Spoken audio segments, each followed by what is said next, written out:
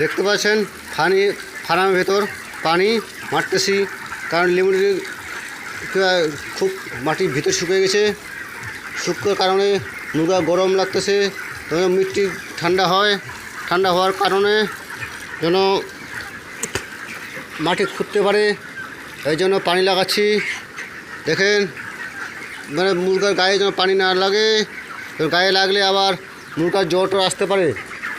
খামারি ভাইরা ধ্যান দিবেন আপনারা সবাই, কেউ না ফার্মের ভেতর আমি পানি মারতেছি। দেখেন মুরগার গায়ে যেন পানি না লাগে, লাগলে মুরগার জ্বর আসতে পারে।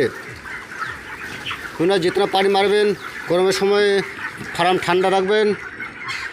ঠান্ডা রাখলে মুরগা ওজন তাড়াতাড়ি দেবে, দানা খাবে।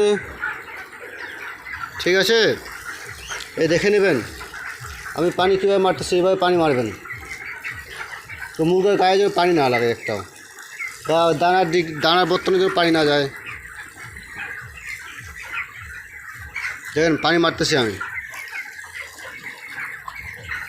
পানি এইভাবে লাগাচ্ছি, এইভাবে সেট করছি পাইপের মধ্যে। ঠিক আছে, আপনারা এইভাবে করবেন বাচ্চাকে ঠান্ডা রাখার জন্য। আমার ভিডিও বেশি বেশি লাইক দেবেন, শেয়ার করবেন।